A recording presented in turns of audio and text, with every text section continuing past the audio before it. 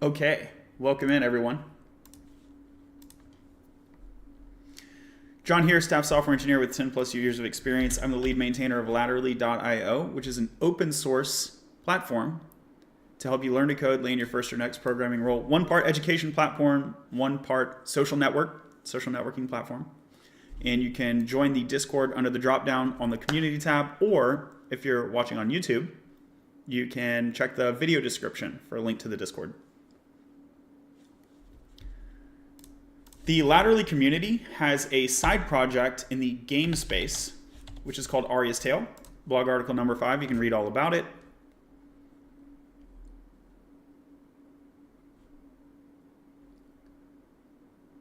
And there are links to the Aria's Tale GitHub, but I'm noticing I don't think there's a link to the Aria's Tale. Oh, here it is. Okay, right up top. So here's the production form of Aria's Tale. And I am on a different computer today than my usual Mac where I develop Aria's Tale. And what I noticed in cloning the repo is that it doesn't have offline support. So if I try to start the app, invalid environment variables. So I created a GitHub issue to enable offline support. Issue number 115, created today. We'll work on this. So why are we doing this? Aria's Tale, you can see from this UI, has an authentication component. You can sign in to Aria's Tale. And then it has various things. It's a proving ground and a sampler of generative AI. So there's generative AI music, generative AI art, a novel series that is constructed using generative AI. So that's kind of one of the core purposes of Aria's Tale, is to touch on these domains that the Latterly website proper doesn't touch on, so we can have a more expansive overview of the programming ecosystem. And they're both open source projects, and people can go play around with both when they're learning and submit pull requests, add to the resume, I'm an open source contributor, make a product people are actually using, and so on. And so maybe a developer wants to do something with music or art or, some of these more entertainment focused domains or generative AI. The Latterly website doesn't really or game development. The Latterly website itself doesn't deal with those much, so we have a side project for that. But if I specifically want to work on one of these games, say this Coliseum game, this game currently doesn't connect to a database. So why am I asking the developer to set up all the things if they just want to work on this slice? And indeed, I do want to work on this slice. I played Path of Exile 2, which just released, and I played it and I had a ton of fun. And I thought, ooh, let me take some of these features and implement them in Aria's Tale Coliseum game, which is kind of an RPG style of a game. Okay. Obviously less sophisticated than Path of Exile. So that's why I cloned down the repo on this computer where I'm streaming from and ran into this friction. So that's the motivation to enable offline support, is I should be able to just go work on this game without needing to set up database connectivity and so on. At least for now, and maybe permanently. So there is a future state where the game state is saved into a database. But I think it will be pretty easy, I'm hoping, that I can implement offline support in such a way that it's pretty easy to support even the game toggling database connectivity, so that by default you can just play it locally and then optionally add on the database, and that will enable you to save your game state to a remote server. That is the background for what we're doing. Let's get into it. Thanks so much for being here, y'all. Okay, so I have this repo cloned locally.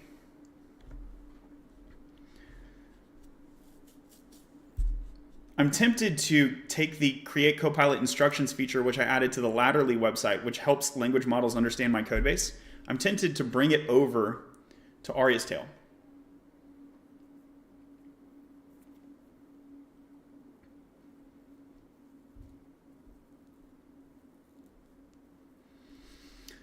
So that before I even start working on offline support, I can have a language model better contextualized to the Aria's Tale code base. Let me try to not do that. So I'll time box 10 minutes. Maybe getting around the environment variables is actually easy and I don't need that much model assistance. So I'll do a time box check on that. But if I find myself going to ChatGPT, then I'm going to say, okay, we're using ChatGPT. Let's empower ChatGPT to give me better advice tailored to my code base. So I think that's the flow that we'll follow for this stream. We'll do a 10-minute time box on the environment variable work.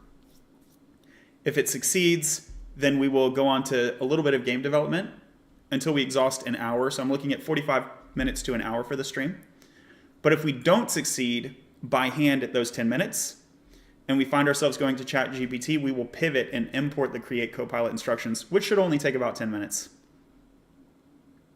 I'm tempted to do it anyway. I mean, it's a valuable feature in its own right. So if it only takes 10 minutes, why not do it? Okay, I've convinced myself. We're going to just immediately jump to importing the copilot. We're going to jump to importing the copilot. Then we will go to offline support. And then with whatever time remaining, we'll deal with the actual game itself. Rename it, I think that's the problem. Maybe so. Contributions of all forms are welcome, y'all. Code contributions, but also content contributions, and even marketing contributions. As an open source maintainer, I'm interested in growing the whole community holistically. And so if you're a designer who doesn't code much, that's fine. You're still welcome to contribute art, contribute marketing advice. And so yes, rename it. I think that's the problem. I appreciate the advice. My follow-up question would be, what should it be named? And then I'm going to ask you for some data. So I'm very open to changing it. This is not like me being stubborn, but if I change it to something, I want evidence that that thing is going to be better than what it is today. So definitely, whether we're talking about Aria's Tale or whether we're talking about latterly.io, I fully agree that these are not like perfect names. I just don't know what to do. I just don't have evidence that something else is going to help me. You see what I mean? So I'm open to that, but if you don't mind me making a reciprocal ask, I would ask you, like, what should I call it and why? Okay. I'm just going to copy this, create copilot instructions, which is currently in the Latterly repo. And I have a scripts folder in the Aria's Tale space. I'll make a Python subfolder. Create a README under there. Oh, let me not do this. Hold on. I need to check out a branch. I just remembered. So Aria's Tale has an active branch, and instead of creating a conflict, I'll just contribute to this branch. So this branch, you can see 45 changes. It's a rather large change, and I don't want to conflict with that. But I will tack onto it, sure. This is also not a great practice, right? Like, it would be better to have smaller PRs. So I've foot-gunned myself here.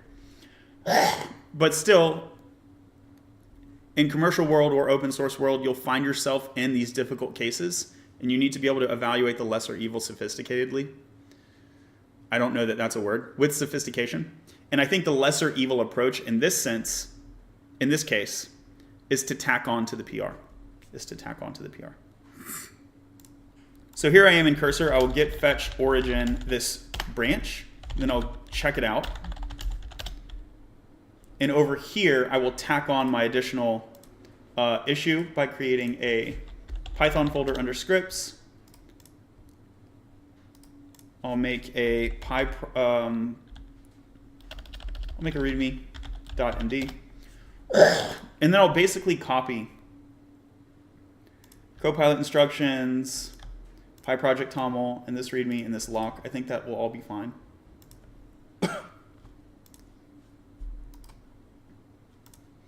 Since I'm copying the readme, let me delete it.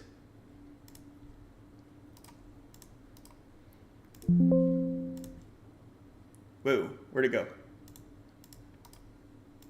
Oh, I hit delete when I meant to hit paste. That was not smart. Not Urgent says, what you working on? We are working on enabling offline support for the Aria's Tale repository. TY, thank you for the follow. Not Urgent, thank you for the follow. So offline game mode is what we're trying to build. But before we do that, we're going to empower language models to give us better advice for our repo. That will improve our developer experience, not just for this feature, but it will scale to multiple features. So always keeping in mind the ability to scale impact is going to benefit you throughout your career. So now we've copied over this README. Let's edit it to make it appropriate to Aria's tail. This is Aria's tail. Aria's tail Python scripts.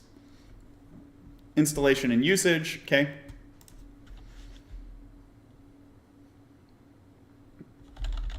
Let me check which Python I'm using.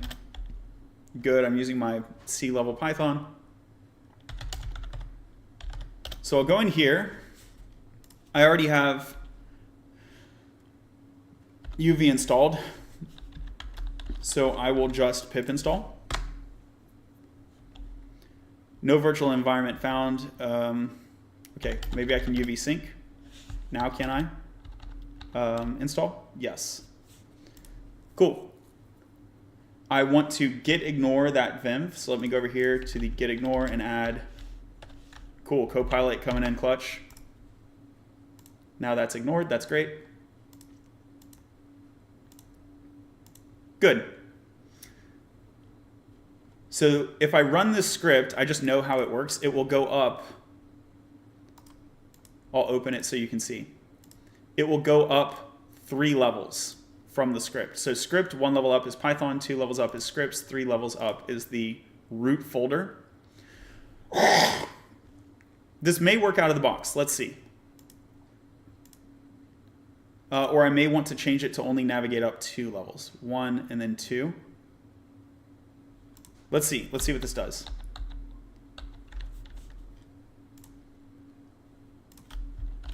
I'll go ahead and commit where I'm at, and then I'll tweak it in a separate commit. So this is feat create Copilot scripts. Create Copilot instructions.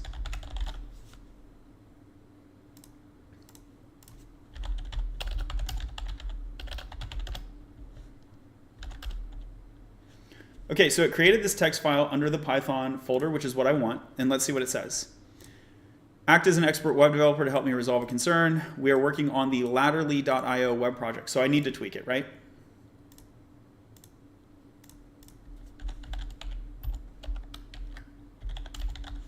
We are working on the Aria's Tail RPG web project.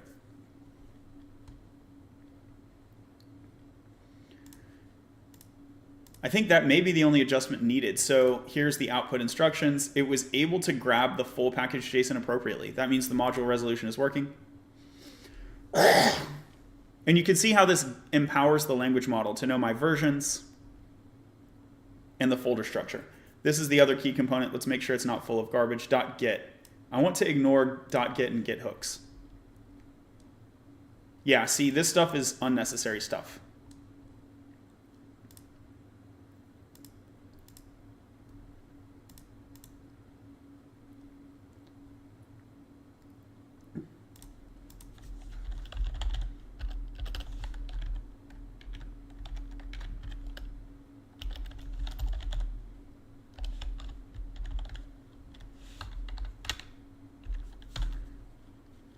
I'll go ahead and commit it, although the script is not good, so that we can see the diff. What IDE is this? This is Cursor, a fork of VS Code that has better language model integration. So here the feature is Copilot, better Copilot instructions.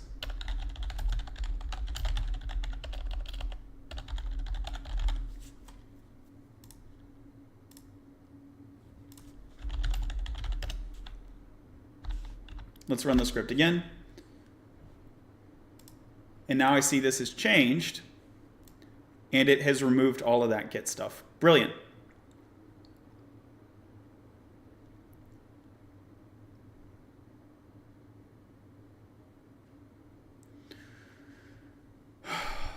You optionally could ignore like the searchable images, which is like a large directory. I'll leave it.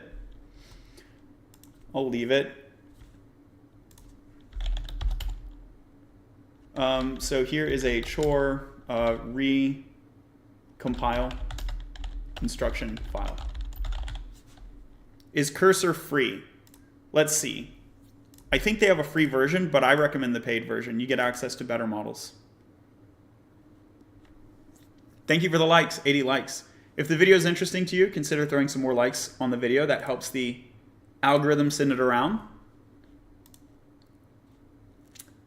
Okay, so now that I have these instructions, let's use them.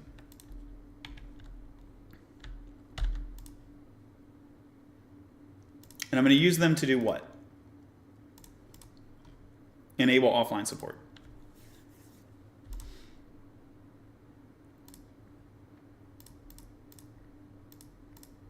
By the way, I'll add just quickly, I earlier chatted with ChatGPT and I asked it from scratch about making a game. Should I use Pygame or Phaser or JavaScript or TypeScript? And through the evaluation, ChatGPT 4.0 with the latest data still indicated that I should be using Phaser with TypeScript.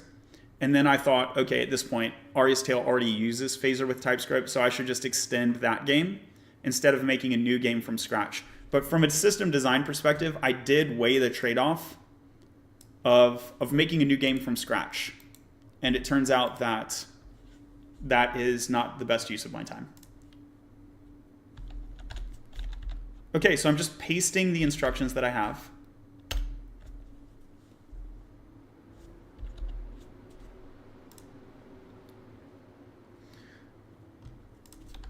I would like to enable this repository to run without, by default, without setting environment variables, so that I can develop the phaser.js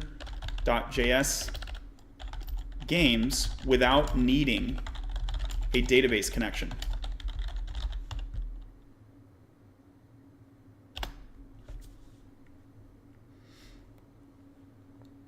So it is now aware that I have .env.example, and it's aware of the location and so on.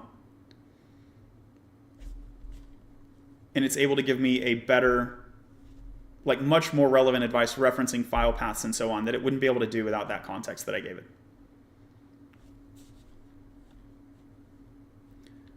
So env.example, let's add some dummy values. I think I have these, by the way.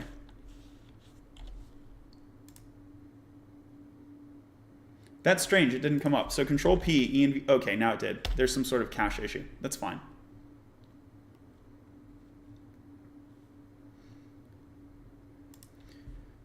I think I already have dummy values for these.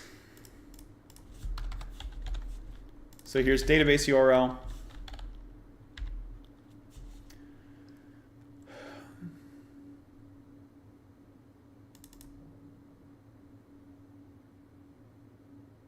Is the whole thing running in SQLite? I don't think I actually knew that. That's funny.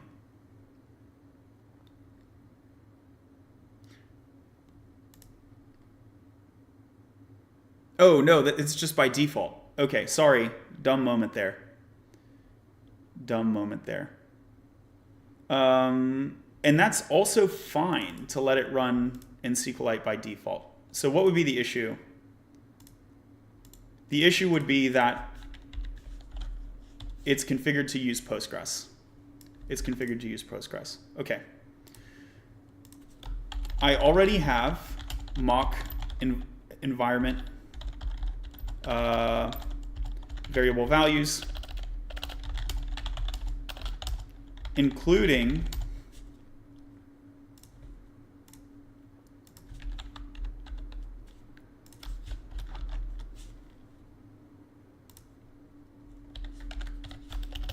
however, my Prisma schema calls for Postgres.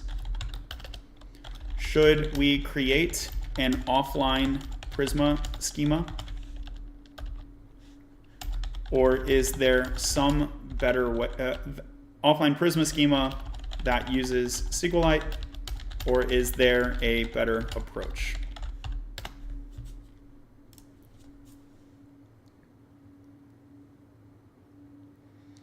So we might just want to have a parallel file like this Let's see. I'll test this, and we'll see how far I can get with a schema.prisma.sqlite. I'll even call this Prisma, like the offline schema. Schema.offline.prisma. Schema.offline.prisma.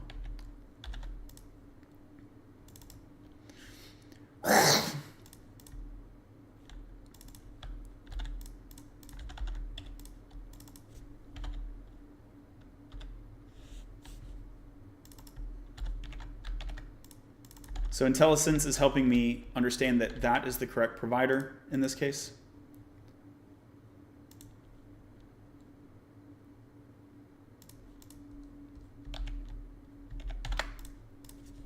Notice that I'm not just like taking everything that ChatGPT tells me. I'm just taking the relevant bits. That's the way I'm using this tool. It's assisting me. It's not driving me. Okay, so now I can CD up to the folder root.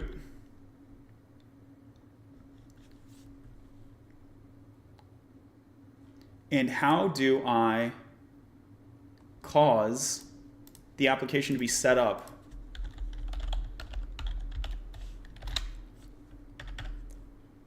referencing this offline Prisma schema? What programming language do you know? TypeScript, JavaScript, Python, a little bit of Ruby, very little bit of Kotlin and Java. Back in the day, I was a Visual Basic developer. Don't quiz me on it. It's been a while.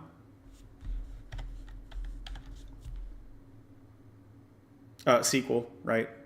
Those are some of the main ones. I'm sure there's others that I know that I have used, but those come to mind. PHP. I built some PHP plugins. Again, it's been a while. SQL is the SQL. The ORM should handle it, right? For the most part, yes. But there are differences in feature availability between Postgres and SQLite.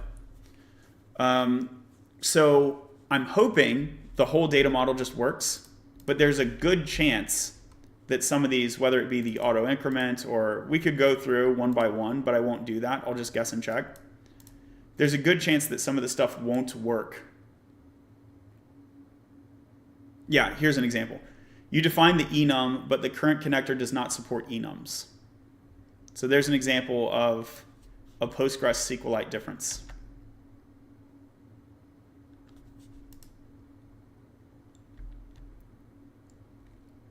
So maybe I'll need to make mock enums or something like that. Connector does not support JSON type. So we found two things that SQLite won't support already, right?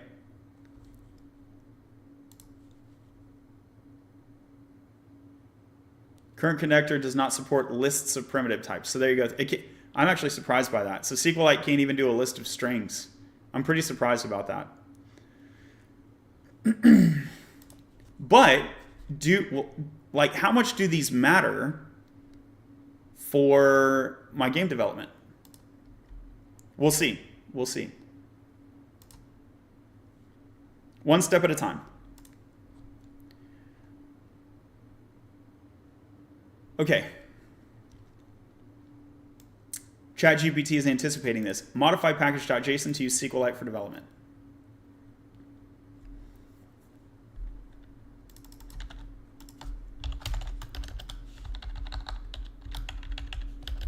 I would like to explicitly leverage offline to indicate the offline development flow. Is it better to use this explicit and parallel setup flow, or should I add conditionals, many conditionals, into the existing code base to handle offline by default seamlessly?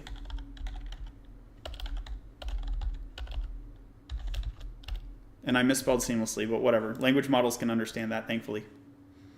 So my bias would be to follow this parallel flow and make the developer, and I'll add the README, obviously, update the README to say, like, here's the offline development flow. I'd rather keep them segregated in that way, but I want to check with ChatGPT as a peer, as a rubber duck, as a sounding board, to make sure to like check my bias, basically. So that's another really useful way to use these language models, is they can help you check your bias somewhat. They're not as good as humans at this. There's something called the sycophant problem, where language models often tell you what they think you want to hear. So because of this problem, which is common to all of the leading language models, O1, the Gemini suite, and so forth, the Anthropic suite, Claude, Sonnet, and so forth, because of this problem, language models are not the best at helping you check your bias, but they're better than nothing. So a real like expert developer would help me more. But this is still better than being in a total silo for me.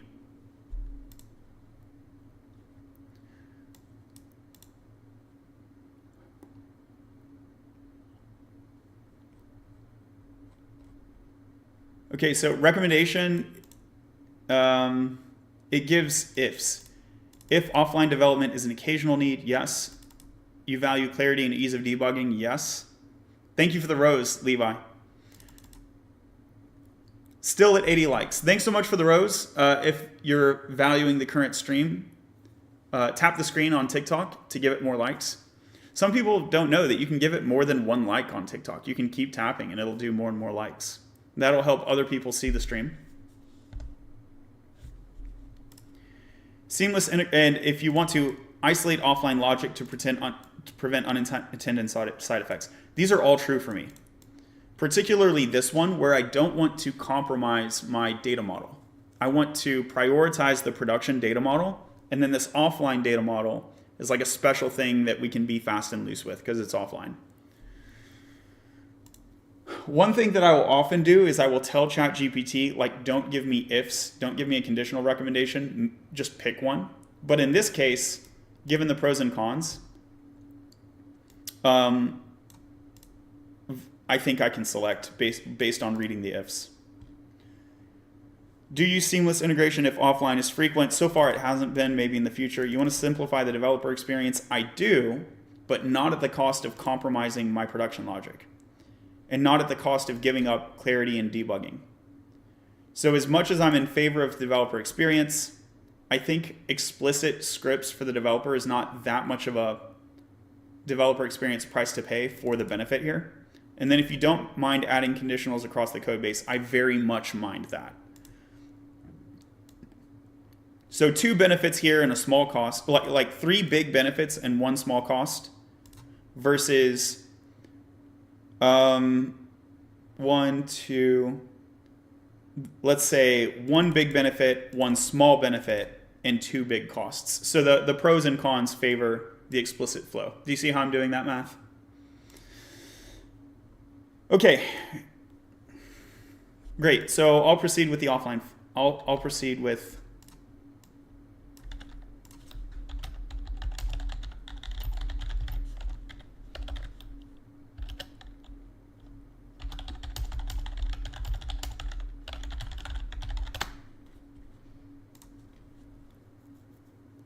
thanks for the follow.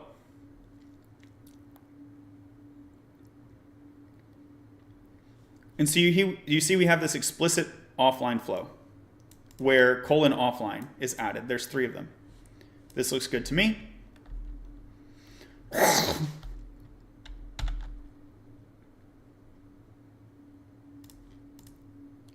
I'll come over to the package JSON.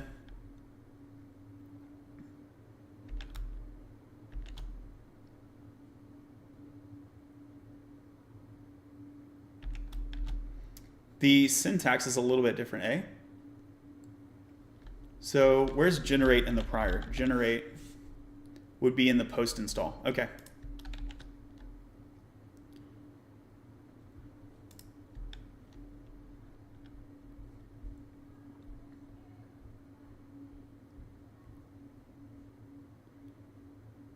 Interesting. So this offline migrate looks good. The dev offline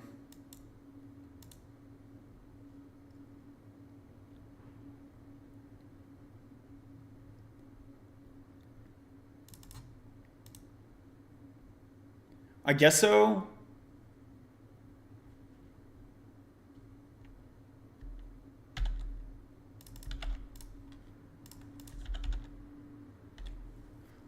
No, I think this is fine. So I don't want to have the environment file stepping on this file. So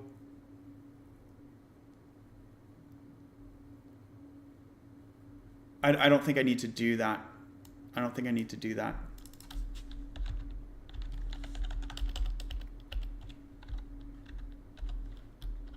I don't think I need to do that. I'll rely on the developer updating the environment variables. Again, small price and developer experience, but the README should take care of that. These seem fine. I'll add the DB prefix just for consistency. DB migrate, DB generate.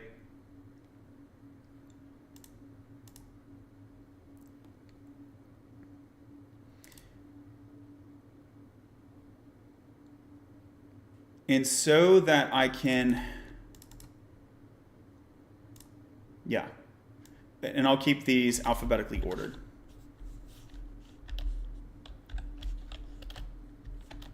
Okay. Cool. This looks good. Axel, thanks for the follow. Thank you for the likes. Over 200 now. Thank you so much. I appreciate it. So the developer still needs to copy this file, but would not need to change the values then. So I'll copy this. And this should already be in the README, but I'll double check after this. That'll be the next step. So I'm going to rename this from env.example to env.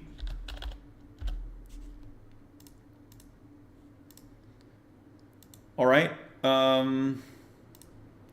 Good. And now can I run this?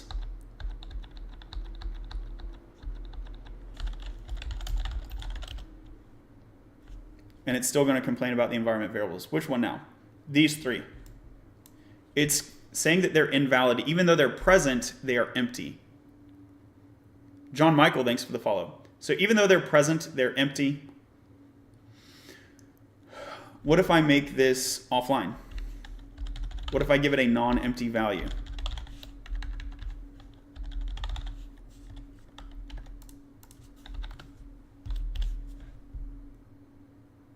Oh, we're able to run it. We're able to run it. So let me update my env.example to include offline on these.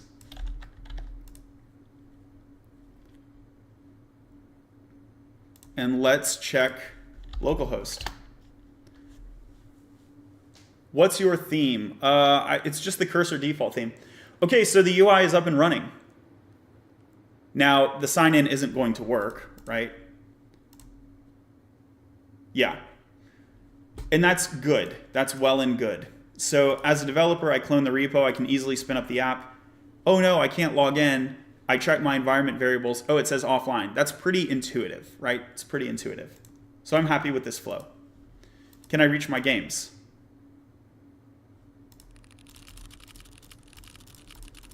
Oh, we can reach the game.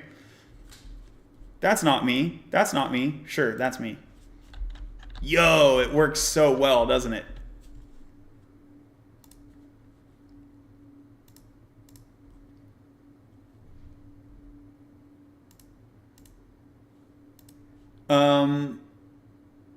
I've not even run into the issue. Oh, it's trying to use, let's see, that's interesting. So it is trying to use the wrong database.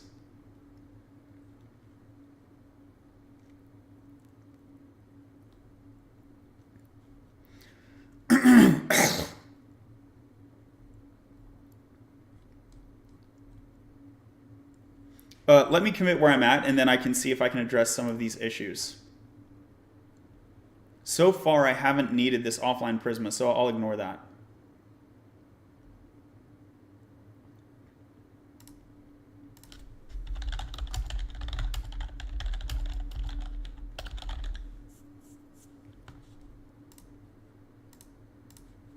All right, so let me look at the README. What does my README say? Table of contents, set up, install, and run. We copy over the environment variable, yep. Then populate your local file appropriately. You will need a Postgres DB and Discord API credentials.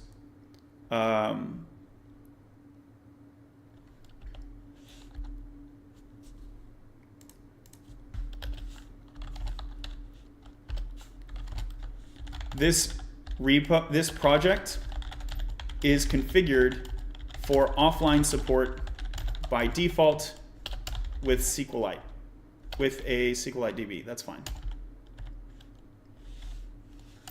If you would like to use Postgres, would like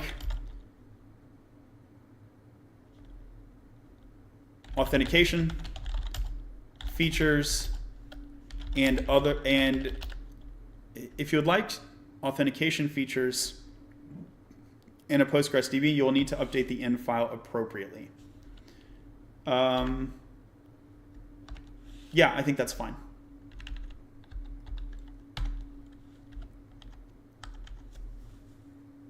Luke, thank you for the follow.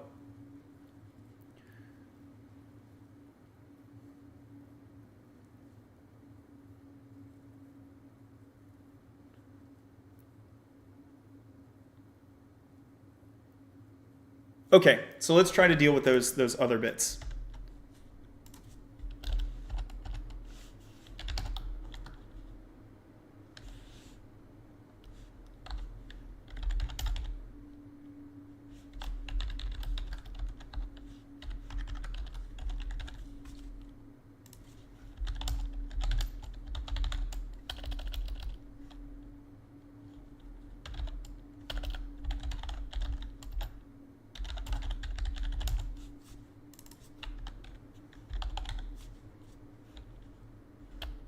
I'll just call this online development.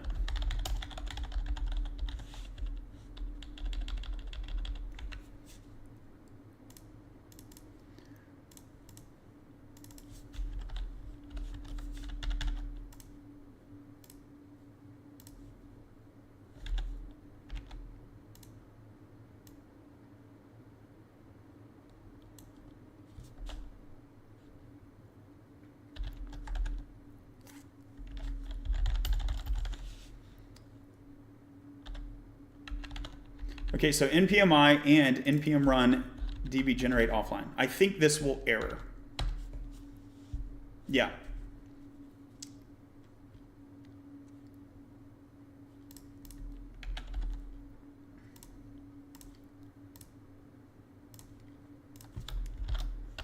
My SQLite data model is using some features not allowed in SQLite, such as 1, enums, 2, JSON data type, and 3, string and other primitive lists. My SQLite data model is using some Postgres features not allowed in SQLite, such as, and then I'll put the whole data model here.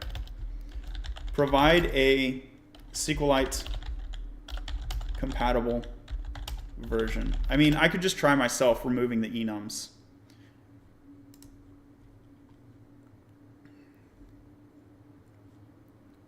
So while it does its work, I will simply test removing the enums.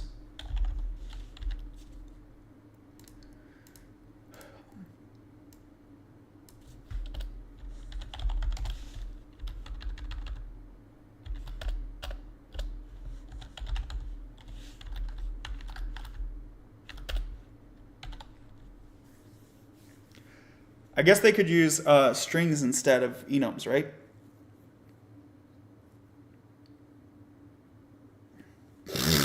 Thank you for the heart. Thanks, Reggie.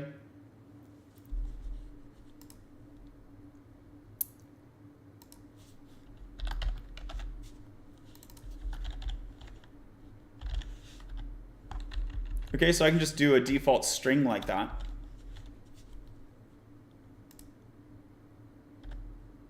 That seems good. That seems good.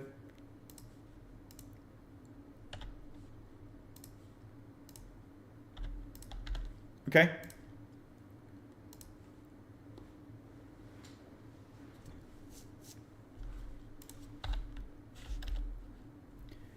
And it's still complaining about the JSON. So what should I do here? Optional string? So I'll turn my JSON fields into string fields, basically, as well. Mel, thanks for sharing the live.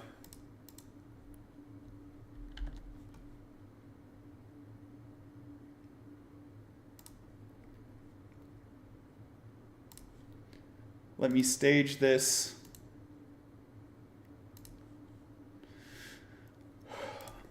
And then I will copy their data model, replace with relation tables. That's crazy.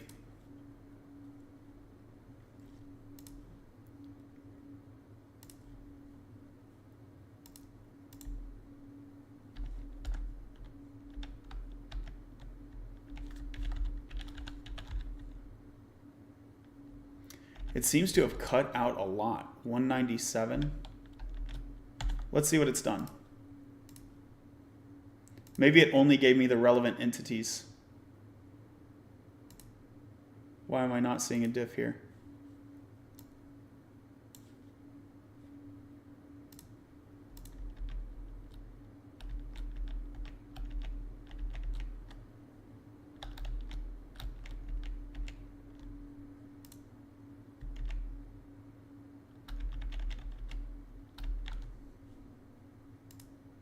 My git diff is out of sync. That's not good. Okay, I guess I will commit. I will commit my stringification, and then we'll deal with the GPT approach separately. So here's my stringified version. And then what about character affinities?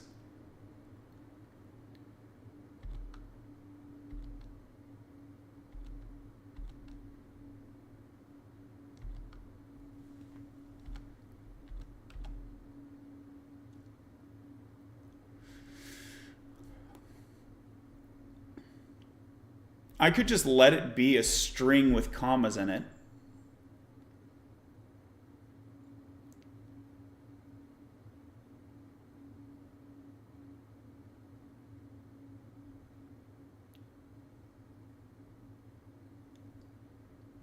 Yeah.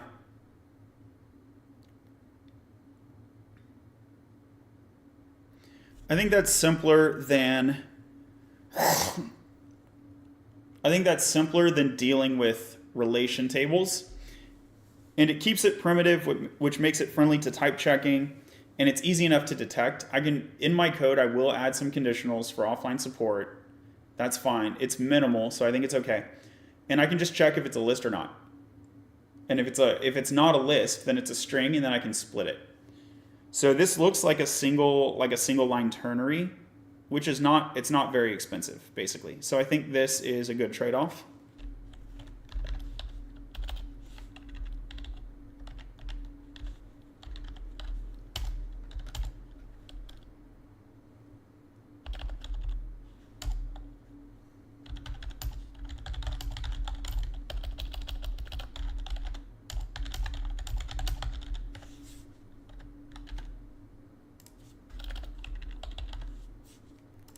All right.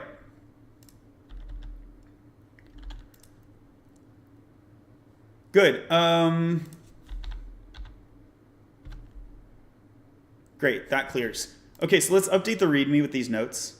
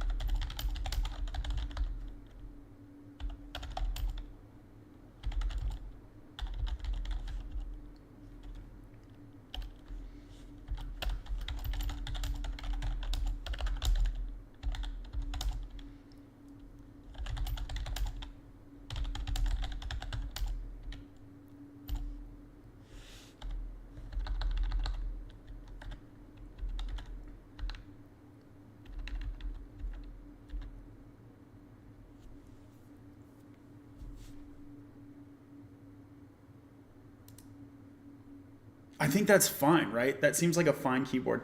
Isaac says, what keyboard are you using? It's the Red Dragon. I forgot who makes it. It's called the Red Dragon. It's called the Red Dragon. I like it. It's kind of chunky on the clicks, which I like. And it has the RGB backlight that cycles on color, which I think is a lot of fun. I have the white.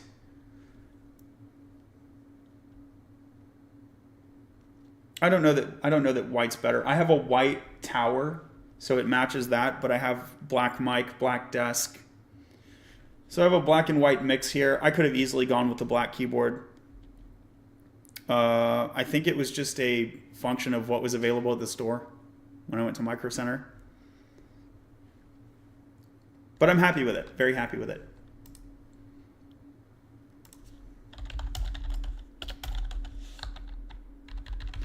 So this is great. I didn't even need to change my run script. Let's try to migrate. This might not work.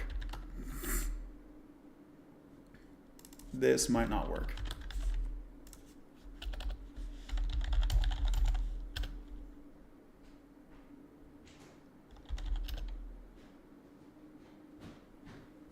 Yeah, okay.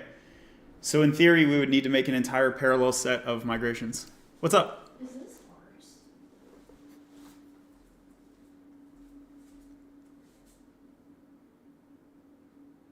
I'm not sure. I've never seen this shirt in my life. Not sure. Yeah, I'm not sure. Love you. I'll add a note to the README. In addition, migrations, the online DB migration set will not be compatible with the offline DB. In the future, we may create a SQLite migration set if needed.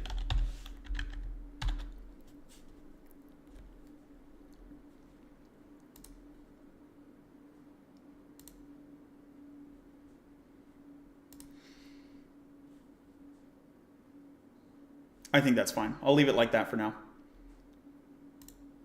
So we have the offline Prisma, package JSON. Yeah. Cool. So the current approach is just skip migrations. That will mean some features are not supported at the moment, but none of them impact, as far as I can recall, none of those impact the game development. Okay, so this is feature offline support.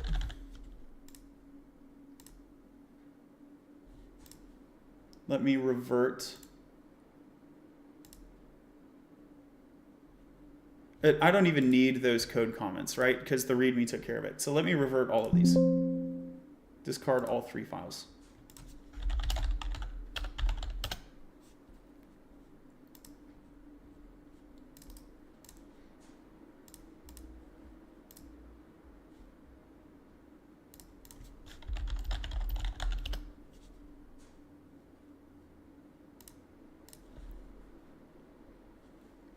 So I'll now try to play the game. I won't play it for very long. I'll try to get through, let's say, like one battle.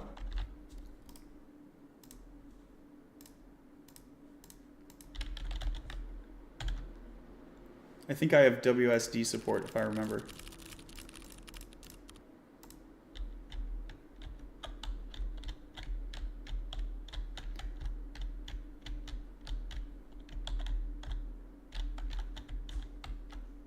There are some weirdnesses to the game, like these are actually expected, like walking around is janky.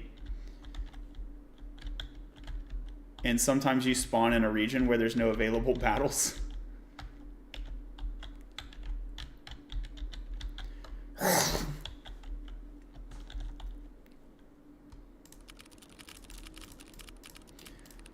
I've thought about like how can I guarantee that it's like a good map, and I just don't have any logic around that.